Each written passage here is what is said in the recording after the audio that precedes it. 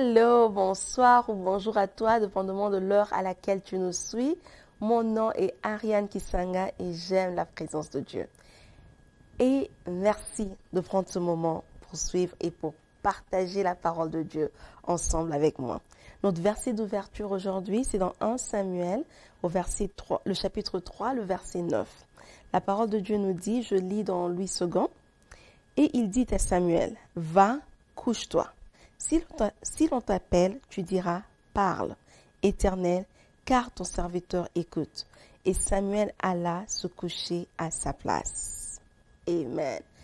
Nous voyons ici que Samuel a été instruit par Élie de créer de l'espace pour Dieu, afin que Dieu puisse le parler. Des fois, créer de l'espace pour Dieu, c'est simplement changer l'atmosphère de là où tu te trouves, pour être plus à l'aise dans la présence de Dieu, pour être plus attentif à ce que Dieu a à te dire. Quand Samuel va se coucher, Samuel va se reposer et il crée une atmosphère où son esprit n'est pas agité, pour que Dieu le parle et pour que facilement lui aussi puisse reconnaître la voix de Dieu. Donc ce soir, tu vas te joindre à moi et ensemble, on va créer de l'espace pour Dieu. On va créer de l'espace en commençant par changer l'atmosphère de là où tu te trouves, de là où je me trouve. Peut-être tu es occupé, peut-être tu es en train de préparer, peut-être tu es en train de conduire.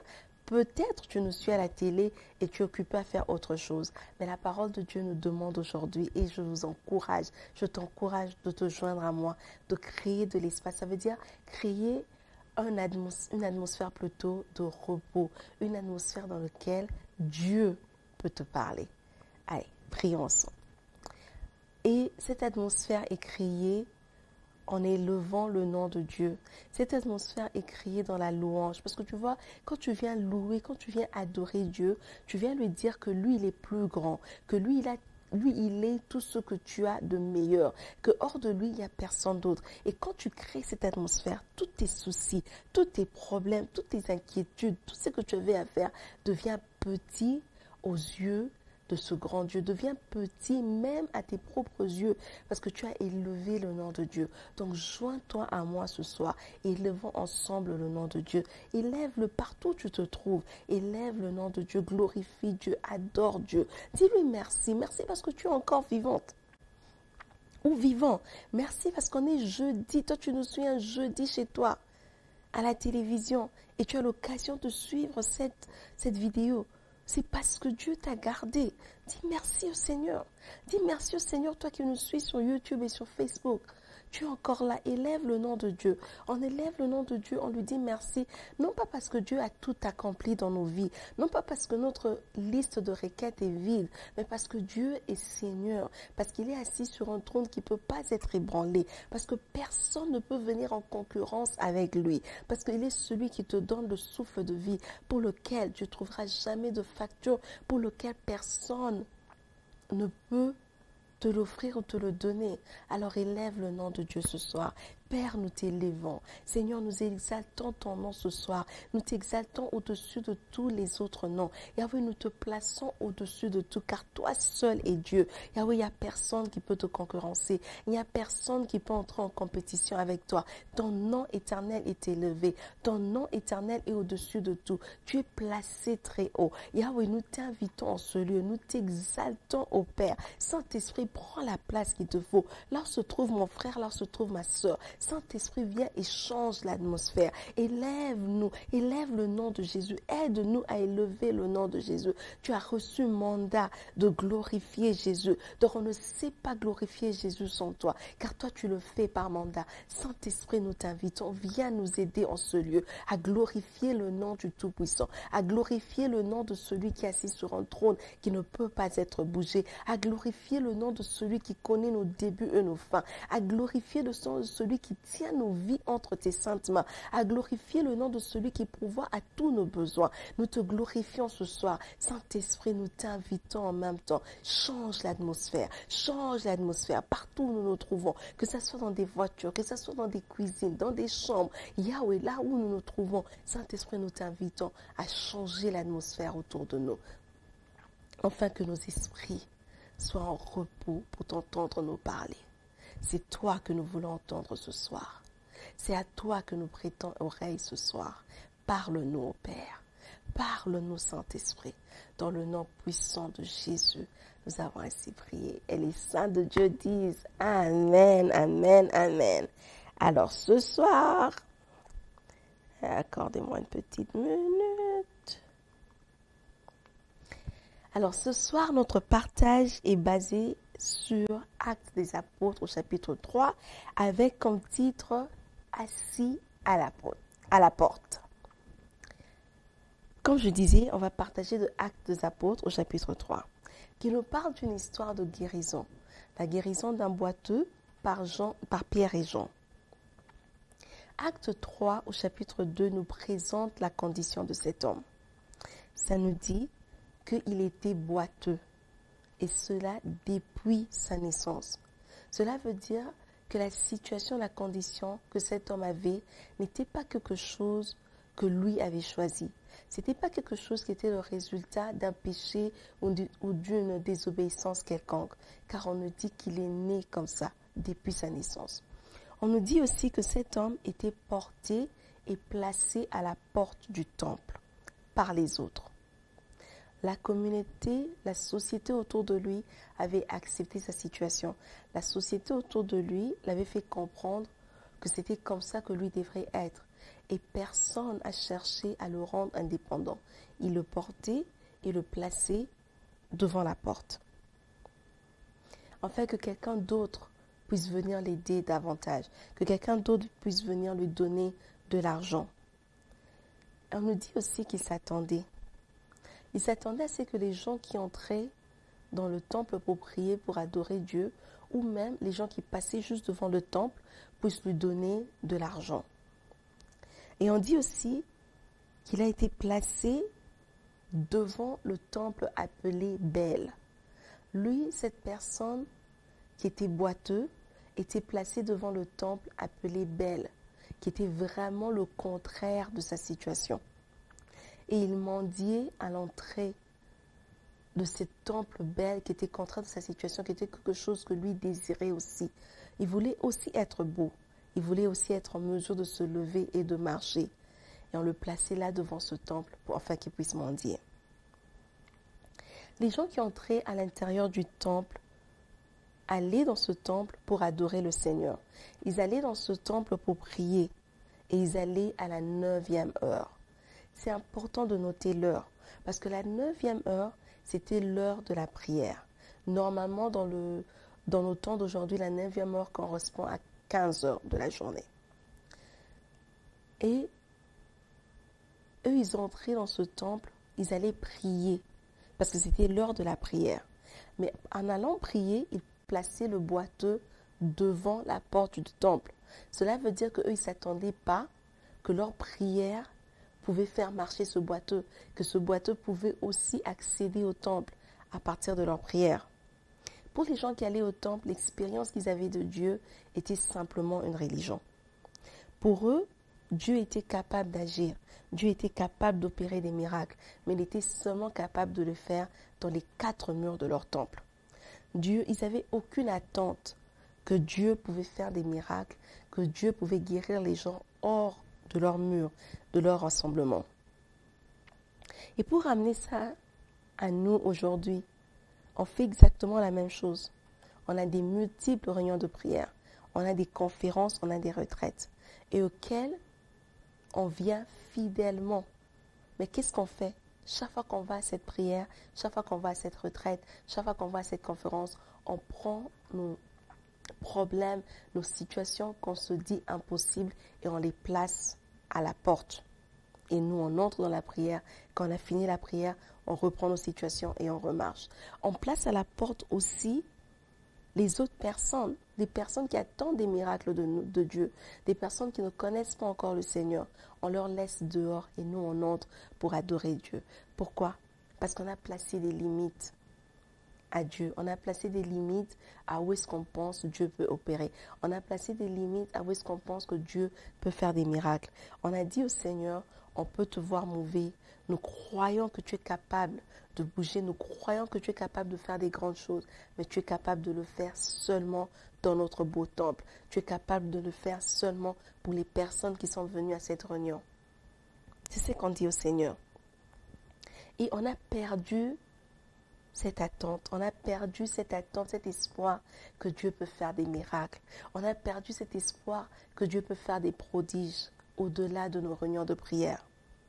Car il est écrit dans Éphésiens 3, au verset 20 à 21, que Dieu est capable de faire au-delà de ce que nous ne pouvons penser ou demander. La COVID-19, les différents confinements, ça a été quelque part un peu bien pour nous. Parce que ça nous a aidé à réfléchir. Ça nous a poussé à sortir de notre religion, de comprendre que Dieu pouvait agir au-delà de nos jolis temples. Covid-19 et les confinements sont venus pour nous faire réfléchir, pour nous aider à faire les choses de Dieu autrement. Nous limitons nos réunions de prière. Nous limitons plutôt notre foi juste à nos réunions de prière. Nous limitons notre foi à la prière que le pasteur peut faire. Nous limitons notre foi à la prière que quelqu'un d'autre peut faire pour toi. Et notre foi en Jésus est tellement habituée à être limitée à un certain endroit, à une certaine personne, qu'on a du mal à l'appliquer hors du temple. Les gens allaient dans le temple et ils passaient une personne qui avait besoin d'un miracle, une personne qui avait besoin d'une guérison pour entrer dans le temple. Ils le passaient, lui donnaient de l'argent. Mais ils ne pensaient pas que cette personne aussi pouvait venir adorer avec eux. Ils ne pensaient pas que cette personne aussi avait besoin d'expérimenter la puissance de Dieu que eux recevaient pendant ce temps de prière.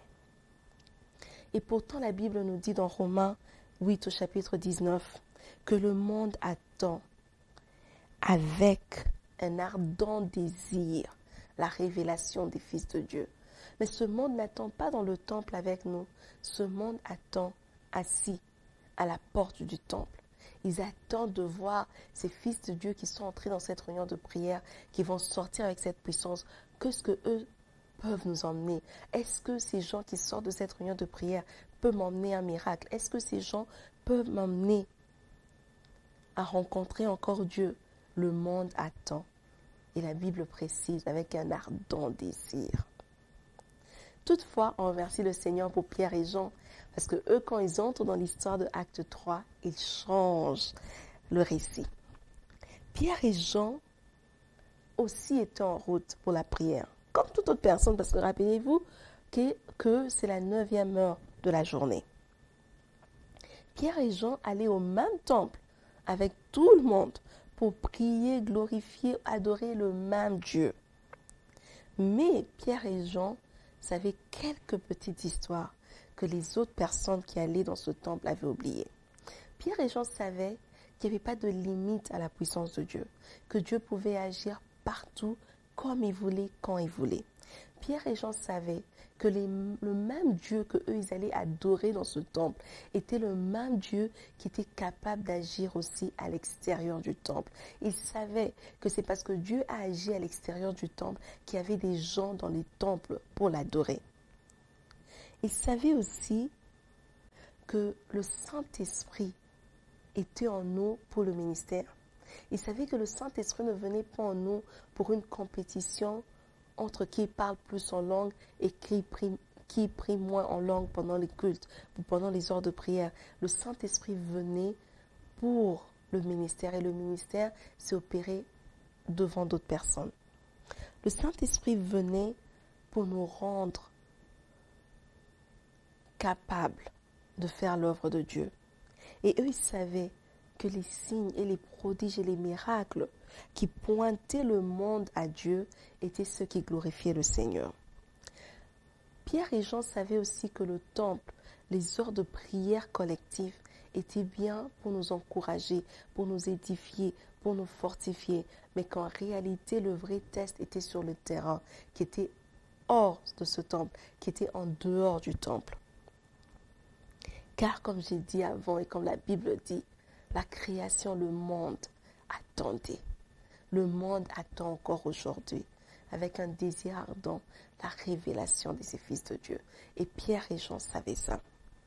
L'attitude de Pierre et Jean est vraiment un exemple de courage, un exemple de ce que le Saint-Esprit peut faire en toi quand tu lui permets. L'homme a regardé Pierre et Jean. Il les a regardés parce qu'il s'attendait à recevoir quelque chose d'eux.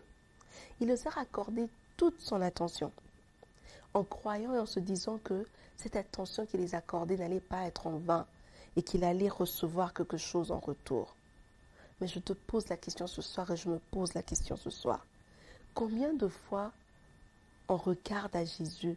Combien de fois on fixe notre regard sur Jésus et dans nos cœurs, nous n'attendons rien de sa part? Combien de fois on tourne notre attention sur la personne de Jésus-Christ et pourtant nos cœurs ne s'attendent à rien de retour, en retour pour ça? Et cela arrive juste parce que la religion peut nous apprendre à regarder Jésus. La religion peut nous apprendre à adorer Jésus. La religion peut nous apprendre à élever Jésus. Mais fixer le regard sur Jésus avec une attente, ça ne s'apprend pas. Ça, c'est un produit, c'est un fruit d'une relation. C'est un produit, c'est un fruit de la confiance, de la foi que tu places en la personne de Jésus. Pierre et Jean n'ont pas donné de l'argent aux boiteux. Et cet homme les regardait en attendant qu'ils puissent recevoir de l'argent. Mais Pierre et Jean ne l'ont pas donné l'argent. Ils lui ont donné le nom de Jésus. Et le nom de Jésus était plus qu'assez pour cet homme, parce qu'il avait compris que dans le nom de Jésus, il y avait le pouvoir de produire l'argent que lui cherchait. Cet homme était placé à la porte du temple. Ce qui voulait dire qu'il était placé devant la chose à quoi lui voulait participer. Il était placé devant quelque chose que lui désirait. Et au moins, quand il se mettait là, ça lui donnait un sentiment que lui aussi participait. Ça lui donnait un sentiment que lui aussi était dans le temple en train de glorifier Dieu avec les autres. Je te pose la question, et encore une fois, je me pose aussi la même question. Devant combien de portes sommes-nous assis? Combien de fois acceptons-nous le minimum, tout en sachant qu'il y a plus pour nous? Combien de fois on accepte de s'asseoir devant des portes, des choses qu'on désire, des choses qu'on espère? On permet à nos yeux de les contempler, mais on ne fait jamais d'action pour y accéder. Combien de fois on s'assoit juste à ces portes? La porte se trouvait entre le boiteux et le temple appelé Bel. La porte séparait le boiteux et ce qui était beau. La porte est une marque de séparation pour nous entre là où on se trouve et là où on désire être.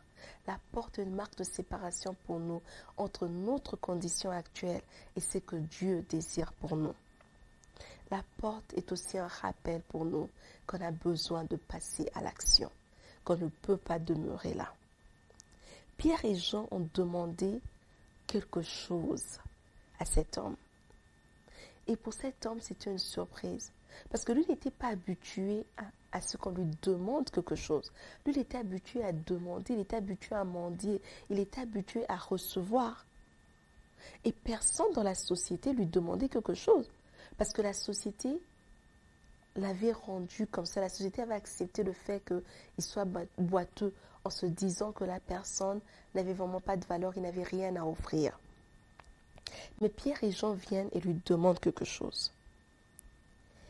Et quand ils arrivent avec ce discours qui est vraiment différent, cet homme, ça attire son attention, ça retient son attention. Et ça lui donne de l'espoir que peut-être, à travers Pierre et Jean, il peut avoir quelque chose de meilleur. Et nous voyons cet homme boiteux qui est habitué à juste s'asseoir devant le temple, poser 3 actions. Premièrement, on lui demande de regarder Pierre et Jean. Il est important dans la vie, si tu cherches une solution, si tu as besoin de changer de position, il faut que tu regardes. Mais tu regardes où? Tu dois regarder l'endroit où proviendra ta solution. Le psalmiste dit dans le psaume 121, au verset 1 à 2, qu'il lève ses yeux vers les montagnes et il se demande d'où viendra son secours. Il regarde plus haut au-delà de montagnes et voit que son secours vient de l'Éternel. L'Éternel qui a fait les montagnes que lui pensait le déplacer. Alors quand on regarde à cette personne ou quand tu regardes à Jésus en attendant, c'est qu'il t'emmène cette situation, qu'il amène la solution à ta situation, tu dois regarder avec attente. Deuxièmement, on a demandé à l'homme de se lever. Se lever, pour cet homme, c'était un appel au changement. Il devrait changer de position. C'était un homme qui était couché pendant tout ce temps. Il était habitué à juste s'asseoir et demander. On lui dit, lève-toi. Il devrait changer de position. Pour lui, il devrait quitter la position couchée à la position debout. Mais pour toi, est-ce que tu dois maintenant arrêter de douter et avoir foi en Dieu? Est-ce que tu dois arrêter de faire des efforts et mettre toute ta confiance à l'Éternel? Je ne sais pas ce que toi tu dois arrêter de faire, mais lève-toi, change de position. Et en troisième lieu, on a demandé de marcher. On a demandé à cet homme de mettre en pratique ce qu'il avait reçu comme foi. Il a regardé à Pierre et Jean avec espoir, avec attente qu'il allait recevoir quelque chose de meilleur que d'habitude. Pierre et Jean lui ont donné le nom de Jésus. Ce n'était pas assez pour lui de juste recevoir le nom de Jésus. Il devrait marcher, il devrait passer à l'action, il devrait pratiquer ce en quoi il croit. Je ne sais pas quelle prière tu as faite. Je ne sais pas quelle réponse tu as reçue de Dieu, qu'est-ce que tu attends du Seigneur. Mais une chose que je sais, c'est que Dieu veut que tu mettes cette foi en pratique. Cela peut dire beaucoup de choses. Pour toi, c'est peut-être finalement te lever et aller déposer des CV pour recevoir un travail. Pour toi, peut-être c'est finalement accepter de rentrer à l'école pour obtenir quelque chose de mieux pour le futur. Ou alors, peut-être développer encore une relation avec Dieu, ajouter des heures de prière ou commencer même ce business que tu as besoin de commencer. Mais ce que tu as reçu dans tes moments de prière, ce que tu as reçu dans ton attente avec Dieu, ce que tu as reçu après avoir regardé à Jésus-Christ, en troisième lieu, tu dois passer à l'action. Des fois, il y a des souffrances, il y a des conditions, il y a des situations dans lesquelles nous nous trouvons. Peut-être simplement par manque d'action de notre part. Peut-être simplement parce qu'on est habitué à attendre que quelqu'un d'autre prie pour nous, que quelqu'un d'autre fasse cette histoire pour nous, que quelqu'un d'autre vienne nous imposer les mains. Mais pour ce soir, est-ce que c'est possible que ce qui nous sépare, ce qui cause plutôt une séparation entre notre situation actuelle et là où nous devons être, c'est juste un manque d'action de notre part? Ce qui cause peut-être ce manque d'action, est-ce que ça peut être le fait qu'on ne regarde plus à Jésus avec attente? Est-ce que c'est parce qu'on a perdu cet espoir, cette attente que Jésus peut faire au-delà de ce que nous pensons ou demandons?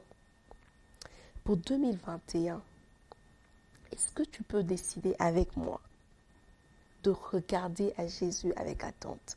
Il ne suffit pas seulement de regarder, mais de regarder en se disant que Jésus-Christ va te répondre.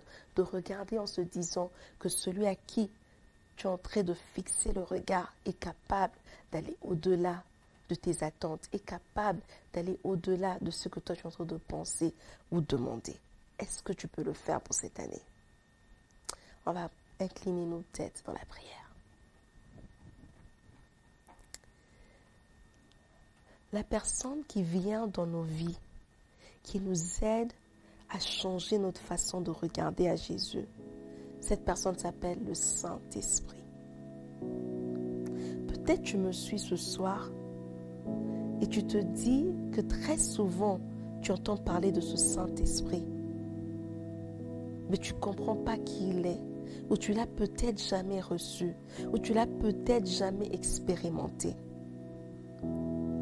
Le Saint-Esprit, celui qui change ta façon de regarder à Jésus. Le Saint-Esprit, celui qui crée cette attente en toi. Le Saint-Esprit est celui qui te donne un regard, qui te donne plutôt une vue avant tout le monde de Jésus.